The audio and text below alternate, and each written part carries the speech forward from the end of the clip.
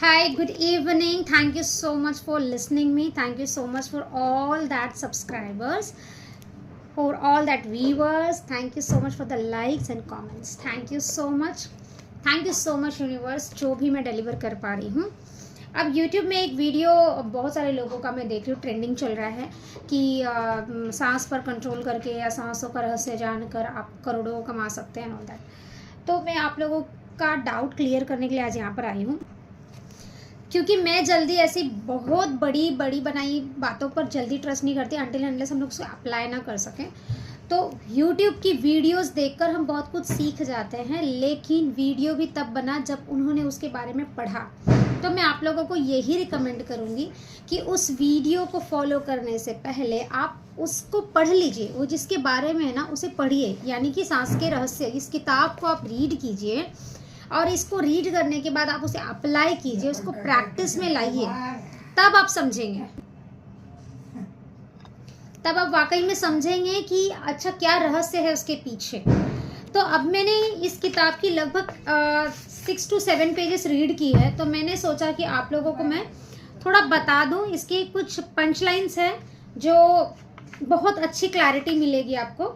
तो इसका पहला जो चैप्टर उसमें नाम लिखा है मेरे बाबा और बाबूजी, तो उसमें बहुत अच्छी सी स्टेटमेंट लिखी है। आज मैं दावे के साथ कह सकता हूँ कि सुनी सुनाई बातों पर बनी धारणाएं अक्सर गलत ही साबित होती हैं। ये वो सारे मतलब बोलते हैं ना कि वो सारे वीडियोस के लिए है जो देखकर आप लोग एकदम मतलब भटक से जाते कि हाँ अब ये ऐसा हो गया, अब मैं भी कर लूँगी, अब मेरे पास भी आ जाएगा। और जब आपको नहीं दिखता है कि कुछ ट्रांसफॉर्मेशन नहीं आई और आप नेगेटिव हो जाते हैं और आप फिर लॉ ऑफ अट्रैक्शन को ही ब्लेम करने लग जाते हैं। लेकिन आप ये नहीं कोशिश करते कि आप पहले उसको सीखो, समझो, उस पर रिसर्च करो, उसे अप्लाई करो, उसके बाद आपको उस पर ट्रांसफॉर्मेशन नज़र आएगी। लेकिन आप डायरेक्टली कोई रिचुअल्स देख लेते हो, उसको अपनाते हो और देखते हो इससे तो कुछ हो नहीं रहा है, क्योंकि आपका सबकॉन्शियस माइंड के पास उसके बारे में कोई क्लैरिटी नहीं है, तो वो उसे एक्सेप्ट ही नहीं करेगा, तो रिजल्ट कैसे आएगा। अभी नेक्स्ट एक लिखा है पेज नंबर 17 में, हम गुरु को कुछ नहीं दे सकते, जो देना होता है वह गुरु ही हमको देता है, हम तो सिर्फ गुरु की आज्ञा का पालन कर सकते हैं। कितनी बड़ी बात कही गई है। एक और लिखा है यहाँ पर, ज़्यादातर हम सब यही तो करते हैं, हम सामने वाले की बात ध्यान से कहाँ सुनते हैं, हम तो उसे चुप होने और अपने बोलने की बारी का इंतज़ार करते हैं, इसलिए हम उसकी बात समझ ही नहीं पाते, पर हमें भ्रम यही होता है कि हम समझ गए हैं। तो आप लोग एक्चुअली भ्रम में हो, आप लोग थोड़ी सी वीडियो देख लेते हो, आपको लगता है कि आपको इसके बारे में बहुत कुछ पता है, वाह हमें सब पता चल गया, दूसरे को भी ज्ञान देने लग जाते हैं। Please stop doing this.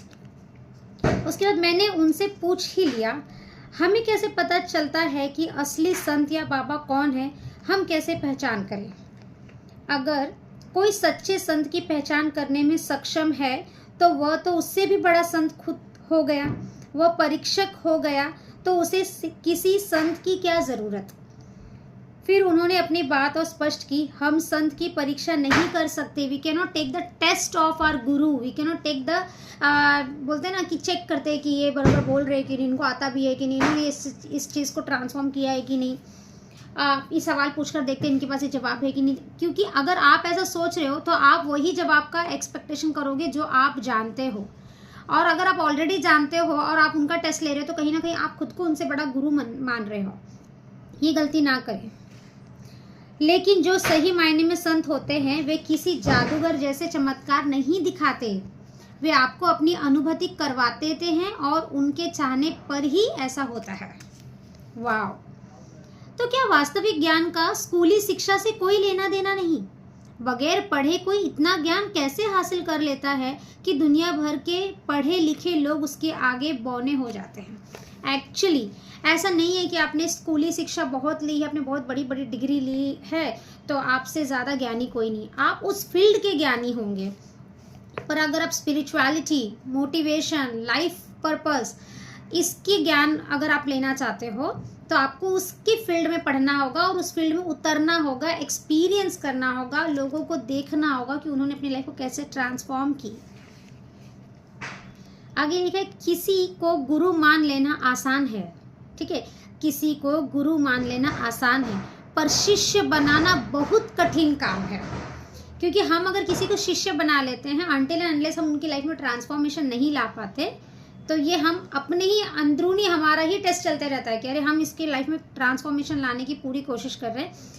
अगर इस बच्चे का या इस पार्टिसिपेंट का या जो भी मेरे पास हीलिंग के लिए आया है या मोटिवेशन के लिए आया है, जो भी पर्पस से आया है, अगर मेरे वजह से उसकी लाइफ में ट्रांसफॉर्मेशन नहीं आई तो एक्चुअली मैं खुद फेलियर हूँ। मैं उसे एक्सप्लेन नहीं कर पाई, मैं उसको बता नहीं पाई। इसलिए बोलते हैं ना, हम किसी को भी गुरु बना लेंगे, लेकिन एक गुरु को किसी स्टूडेंट को चुनना और उसकी लाइफ को ट्रांसफॉर्म करना बहुत ही चैलेंजिंग टास्क होता है। That is not easy actually. तो और भी आगे है, तो आज के लिए बस इतना ही। और मैं आगे जैसे जैसे पढ़ूंगी, जो भी चीज़ें मुझे ऐसे लगेगी कि आप लोग तक मुझे पहुंचाना चाहिए, तो मैं ज़रूर वीडियो बनाकर पोस्ट करूंगी। आपको कुछ भी डाउट है तो आप लोग पूछ सकते हैं, या कोई भी ऐसी बुक है जिसकी एक्सप्लेनेशन आप जानना चाहते हैं, जो अगर इंग्लिश में हो आप उसे हिंदी में जानना चाहते हो, या हिंदी में आप उसे इंग्लिश में जानना चाहते हो, तो प्लीज़ मुझे कमेंट में लिखिए, मैं उस पर वीडियो बनाऊँगी। सो दैट जो बुक नहीं रीड कर पा रहे हैं, बहुत डीपर अंडरस्टैंडिंग नहीं ले पा रहे, तो हम कुछ कुछ बातों पर चर्चा करके उसके बारे में अपने माइंड को रीप्रोग्राम कर पाएंगे। Thank you so much for watching. Thank you, thank you, thank you, thank you, thank you so much. God bless you all.